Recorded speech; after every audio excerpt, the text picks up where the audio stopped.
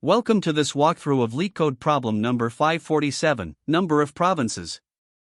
In this problem, we'll explore how to determine the number of connected components in a graph representation of provinces.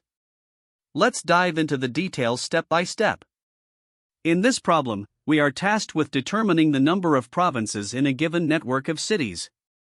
A province is essentially a group of cities that are directly or indirectly connected, where no city in the group is connected to any city outside of that group.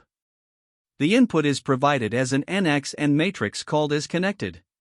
Here, isConnected, I, J, equals 1 means city I is directly connected to city J, and isConnected, I, J, equals 0 means they are not connected. The goal is to count how many distinct provinces exist based on this connectivity information.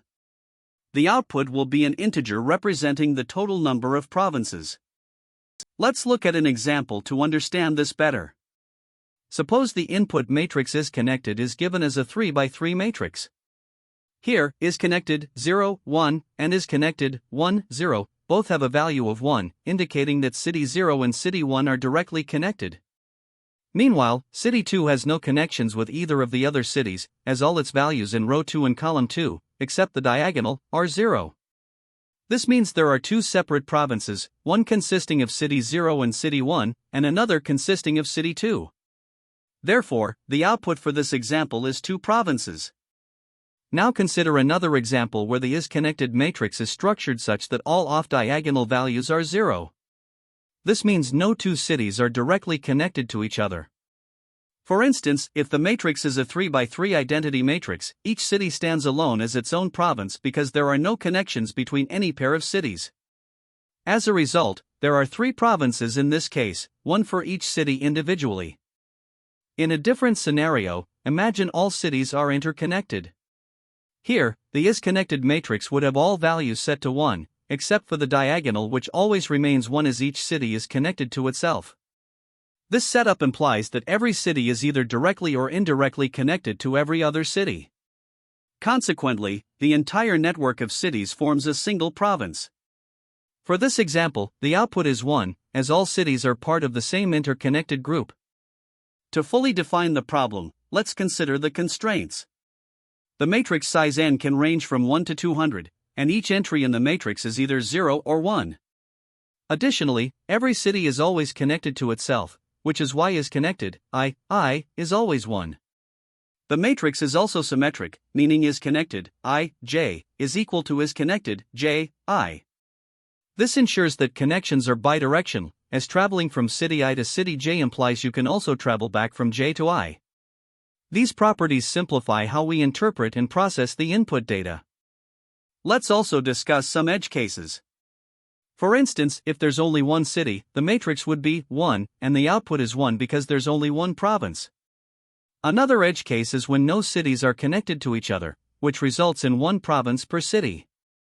In contrast, if all cities are fully connected, forming a complete graph, there will only be one large province. These examples highlight the range of scenarios that this problem can handle, from isolated cities to fully connected networks. To solve the number of provinces problem, we need to understand that this boils down to finding connected components in a graph. Here, each city is represented as a node, and a direct connection between two cities is an edge.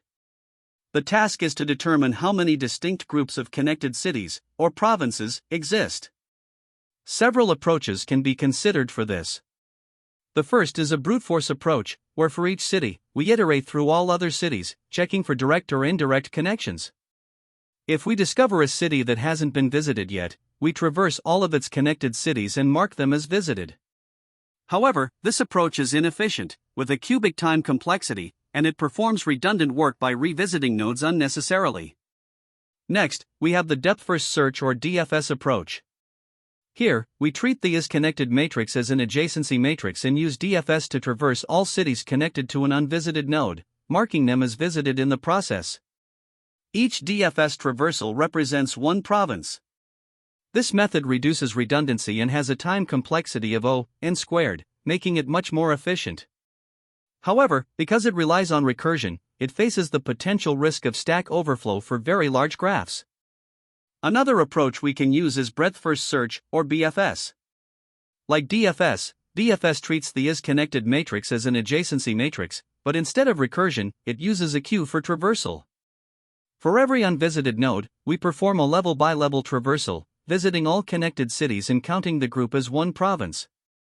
This avoids the stack overflow issues associated with DFS, making BFS more robust for larger graphs.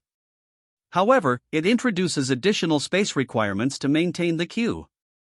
Lastly, we have the union find approach, also known as disjoint set union or DSU. With union find, we treat each city as its own set initially and then merge sets when there's a direct connection between cities. At the end, the number of unique sets corresponds to the number of provinces. This method is efficient for dense graphs and scales well with larger inputs, thanks to path compression optimizing union operations. However, it is more complex to implement compared to DFS or BFS. Each of these methods has its strengths and weaknesses, and the choice of approach depends on the problem's specific constraints and requirements. For this problem, the DFS approach has been chosen as the ideal solution. It strikes a balance between simplicity, clarity, and efficiency. By treating the is-connected matrix as an adjacency matrix, DFS allows us to traverse all connected nodes for any unvisited city and mark them as visited. Each traversal corresponds to identifying one province. This approach is especially intuitive because it ensures that no city is revisited unnecessarily, which eliminates redundancy. A few key observations solidify this choice. First, the adjacency matrix representation requires O(n²) traversal, which aligns with the DFS complexity. Additionally, since this graph is relatively sparse, with limited connections between cities, DFS is well suited for the task.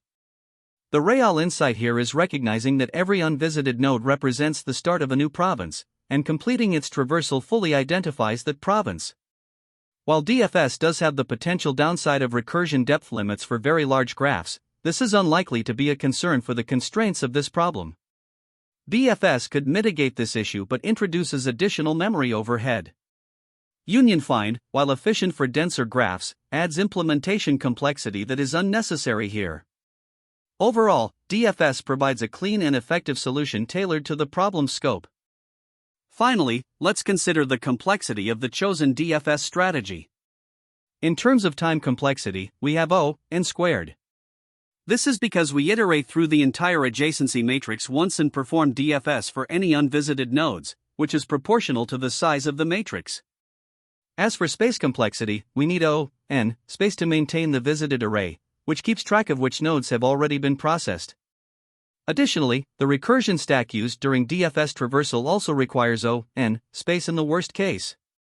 Together, these complexities are well suited for this problem size and constraints, making DFS a practical and efficient choice for solving the number of provinces problem. The problem number of provinces is all about determining how many connected groups of cities, or provinces, exist in a graph. The graph is represented as an adjacency matrix called is-connected, where cities are nodes, and a direct connection between two cities is an edge. For example, if is-connected, I, j, is 1, it means city I and city j have a direct connection, otherwise, they are not directly connected. To solve this, we need to find all groups of cities that are either directly or indirectly connected. To achieve this, we use depth-first search, DFS. First, we represent the input with an nxn matrix and create a visited array to track which cities we've already checked. For example, if there are 3 cities, the visited array starts as false, false, false. Then, we define a DFS function that will systematically explore all connections starting from a given city. Let's break this down step by step, initialize the data structures, define the DFS helper function, traverse all cities to count the provinces, and finally, return the total count of provinces. The DFS function is crucial for exploring all cities that belong to the same province. When we start DFS from a city, we first mark it as visited in the visited array to ensure we don't process it again. Then, we loop through all other cities, checking if there's a direct connection to the current city.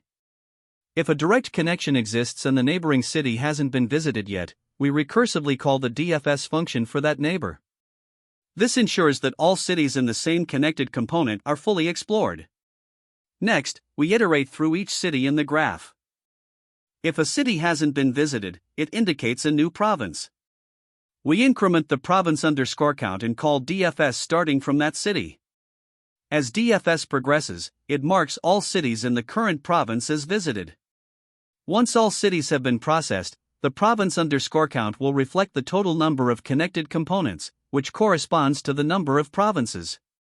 This approach is effective because the adjacency matrix compactly represents the graph, and the visited array prevents redundant work. By systematically identifying connected components, we can solve the problem efficiently. The time complexity of this algorithm is determined by the fact that we traverse the entire is-connected adjacency matrix. Since it has nxn entries, the time complexity is O(n squared). Each node and edge is processed at most once during the DFS traversal. For space complexity, we use a visited array of size n to track visited cities, and the recursive stack of the DFS function also takes up to O(n) space in the worst case. This makes the overall space complexity O(n). For large graphs, the recursion depth could become a limitation, so we can optimize the DFS by using an iterative approach with an explicit stack or switch to breadth first search (BFS) using a queue. Another alternative is the union find algorithm, which is often more memory efficient for very large graphs. It operates by grouping connected nodes dynamically and uses path compression for efficiency. Lastly, handling edge cases like a single city, a fully connected graph, or an empty matrix is critical to ensure the algorithm is robust. For instance, a single city always forms one province, while a fully connected graph results in just one province for all cities. Let's walk through an example to see how the algorithm works in practice. Suppose the input adjacency matrix is 1, 1, 0, 1, 1, 0, 0, 0, 1. This represents three cities, where city 0 and city 1 are directly connected, and city 2 is isolated. We start by initializing the visited array to false, false, false, and set province underscore count to 0. First, we check city 0. Since it's not visited, we call the DFS function for city 0. During the DFS, we mark city 0 as visited, then move to city 1, which is connected to city 0. We mark city 1 as visited as well. No further connections are found, so we increment the province underscore count to 1. Next, we move to city 2. Since it hasn't been visited, we call the DFS function for city 2, mark it as visited, and see that there are no other connections. We increment the province underscore count to 2.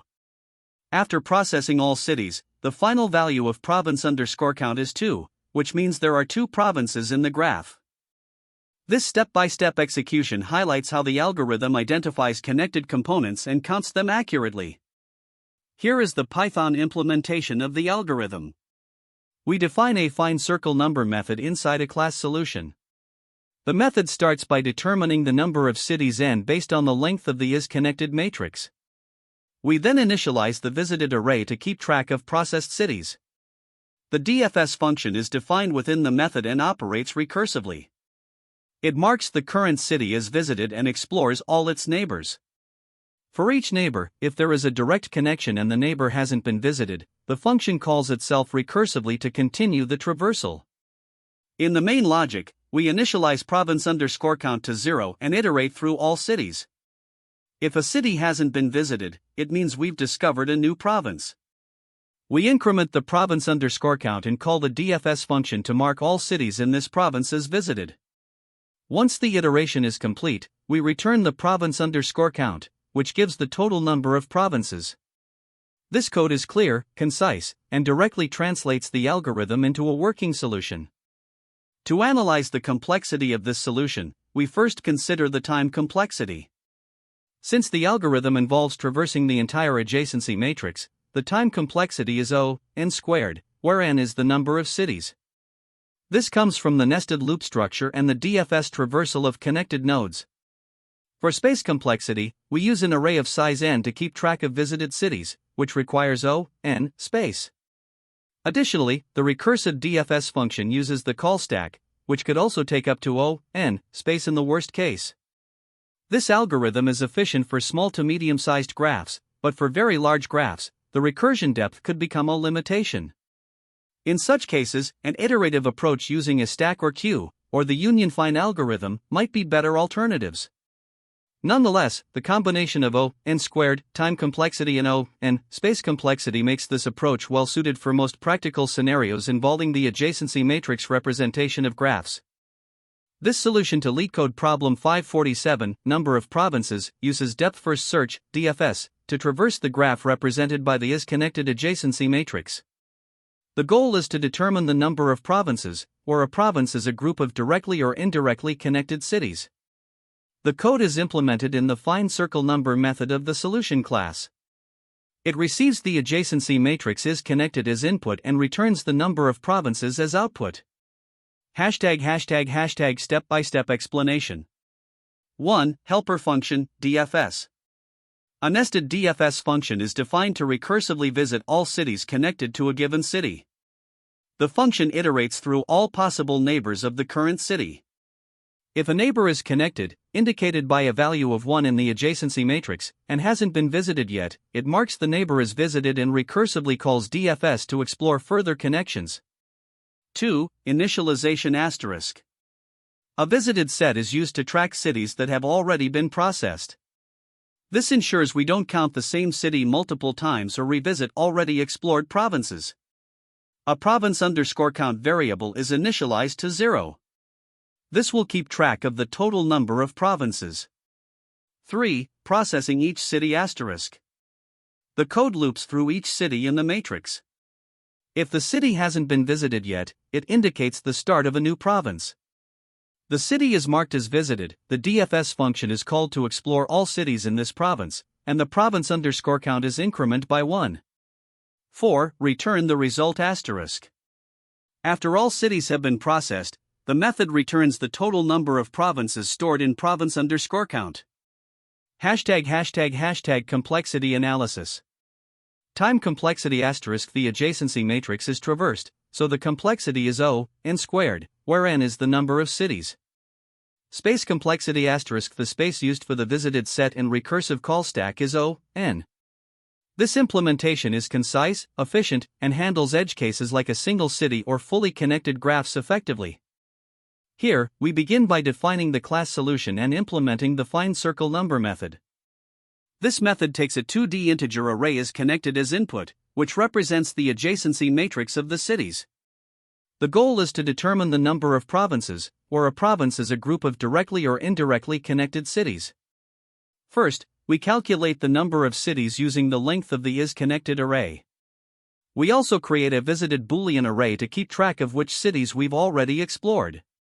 Additionally, we define a variable province count to store the number of provinces as we identify them. Next, we iterate over each city using a for loop. If a city hasn't been visited yet, it indicates the start of a new province. We increment the province count and call the DFS helper method to explore all the cities connected to this one.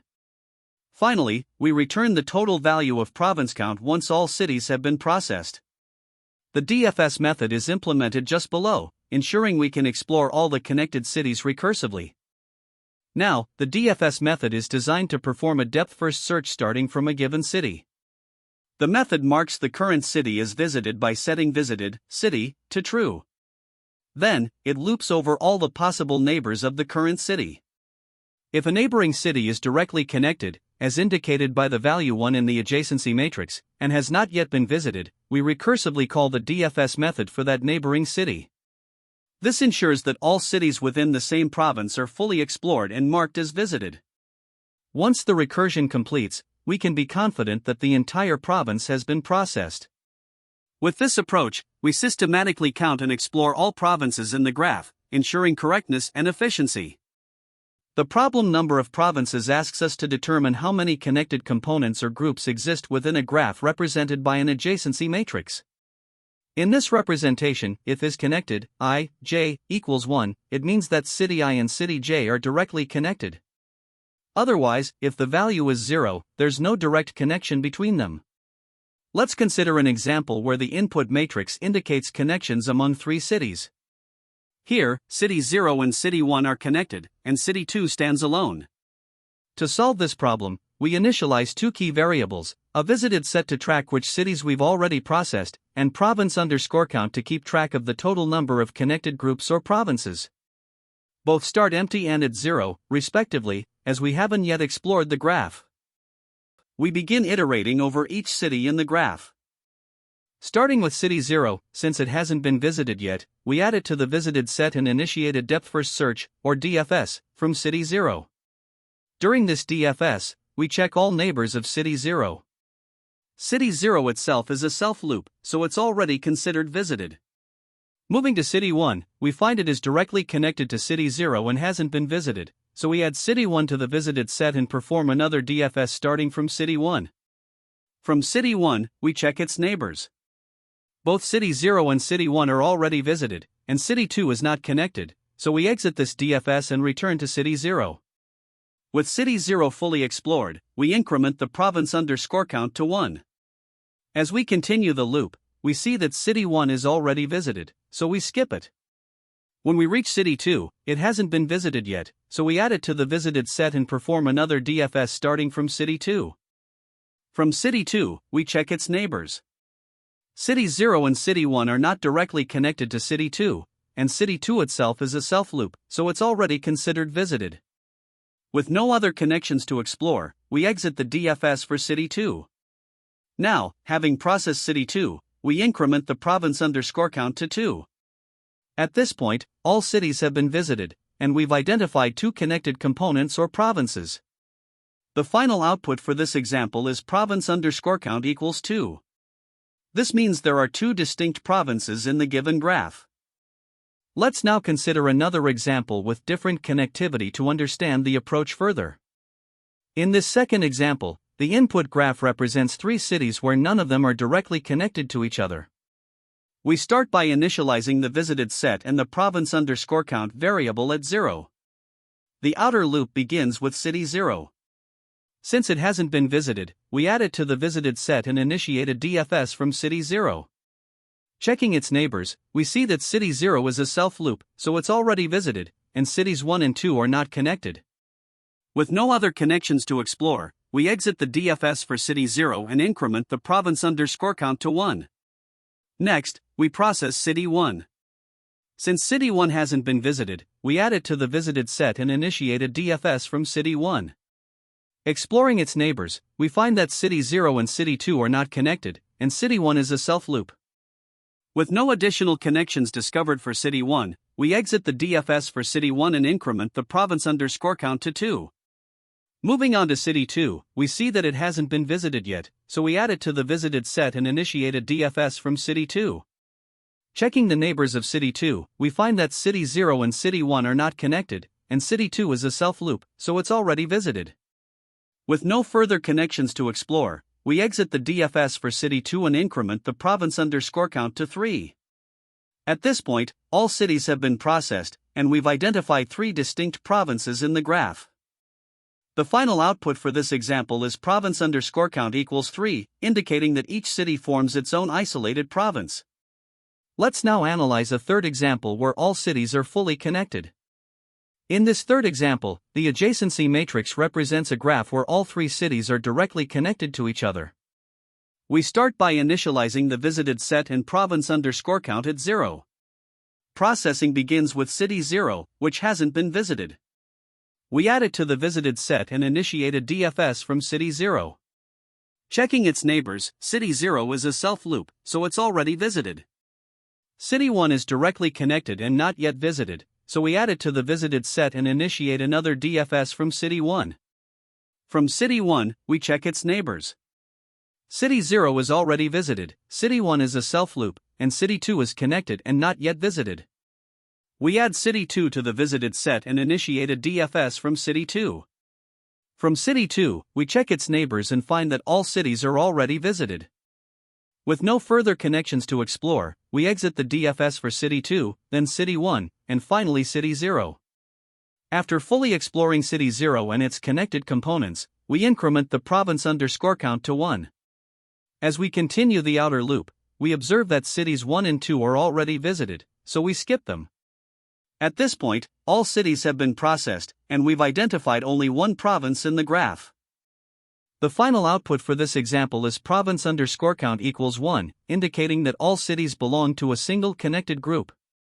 This example highlights how a fully connected graph results in a single province, regardless of the number of cities. To analyze the time complexity of the solution, we first need to break down the operations involved. The outer loop iterates over all n cities, where n is the size of the is-connected matrix. For each city, if it has not been visited yet, the algorithm initiates a depth-first search, or DFS. During the DFS, the algorithm explores all cities directly or indirectly connected to the starting city. Importantly, each city is visited only once during the entire DFS process, as it is marked as visited and added to the visited set.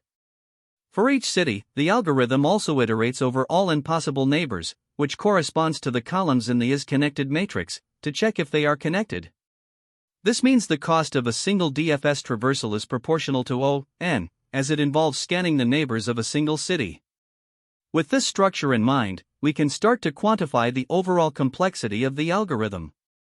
Now, let's calculate the total time complexity.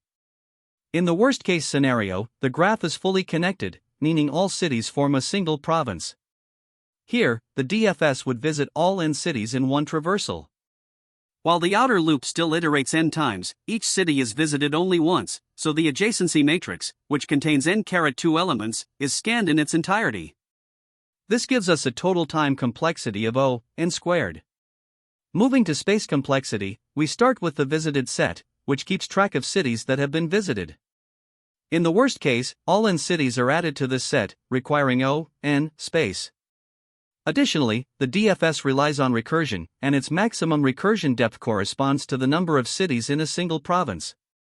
For a fully connected graph, this would be n, leading to an O(n) space requirement for the recursive call stack. Lastly, the input adjacency matrix itself requires O(n² space, as it has dimensions n×n.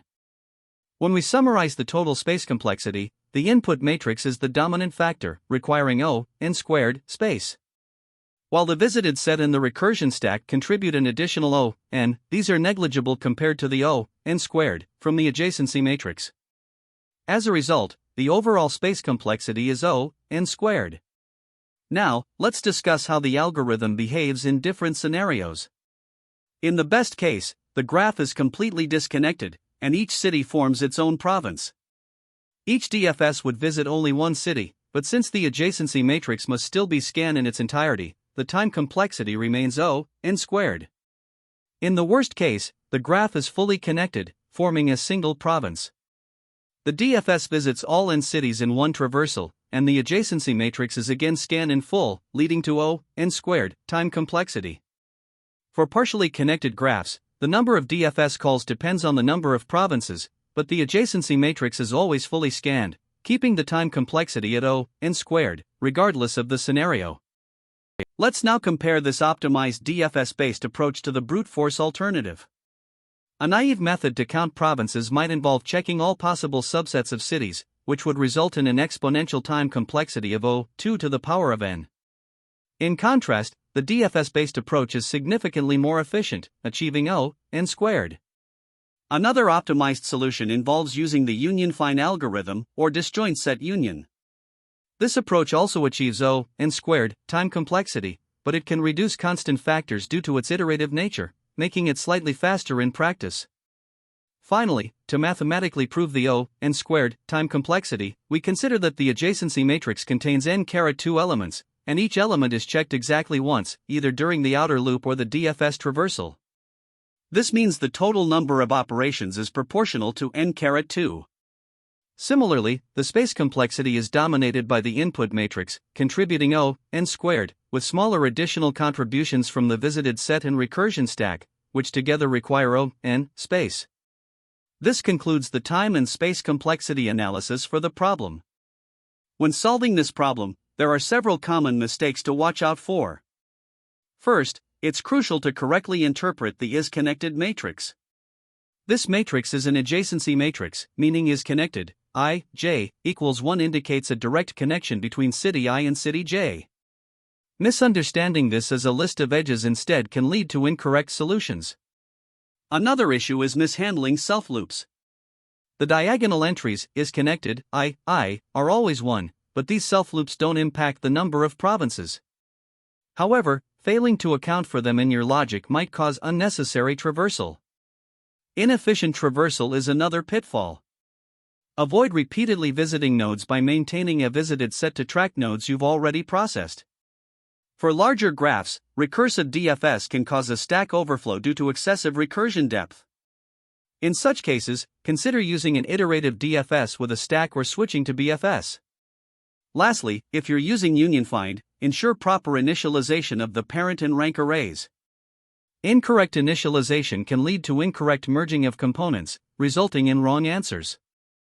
Now, let's talk about the insights that can help you excel in interviews involving this problem. At its core, this is a classic graph traversal problem, and you can solve it using DFS, BFS, or union find. Interviewers may ask you to compare these approaches, so be ready to discuss the trade-offs. Recognizing that this problem is about finding connected components in an undirected graph is key. This pattern frequently appears in other graph problems, so mastering it will serve you well. Be mindful of edge cases, such as when the graph has only one node, when all cities are directly connected, or when each city is its own province. These scenarios test the robustness of your solution. Additionally, you should be prepared to discuss the time complexity of your approach. For example, DFS and BFS typically have a time complexity of O(n) squared for this problem, while union find with path compression can achieve O(n) squared log n. Understanding when one approach might be more optimal than another is a valuable skill. This problem also shares similarities with other popular problems, which you should be familiar with.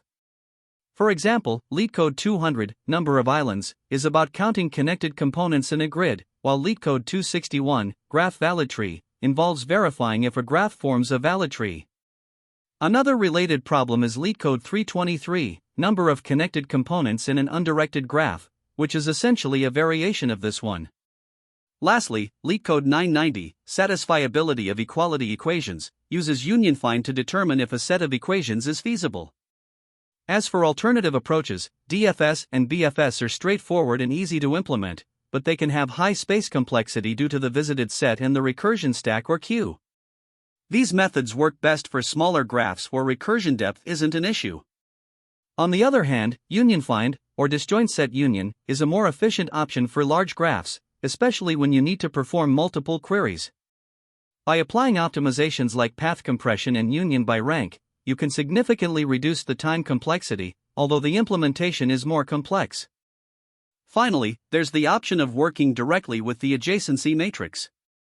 While this approach might seem intuitive, it's often slow and prone to errors. Direct manipulation of the matrix can lead to inefficiencies, especially for larger graphs or when edge cases are involved. Unless the problem explicitly requires you to use this method, it's generally better to avoid it and stick with more optimal approaches like graph traversal or union find. By focusing on the right method for the given constraints, you can ensure your solution is both efficient and reliable. Great job! We've covered the solution to LeetCode problem number 547, focusing on graph traversal techniques to solve connected components. Remember to practice similar graph problems to reinforce these concepts. Thanks for watching, and don't forget to like, share, and subscribe for more coding tutorials. That's the end of this tutorial. I hope you found this explanation helpful for understanding the solution to this LeetCode problem. If you enjoyed this content, please consider subscribing to the channel for more coding tutorials and solutions. Feel free to leave a like if this video helped you, and don't hesitate to comment with any questions you might have. Thanks for watching, and happy coding!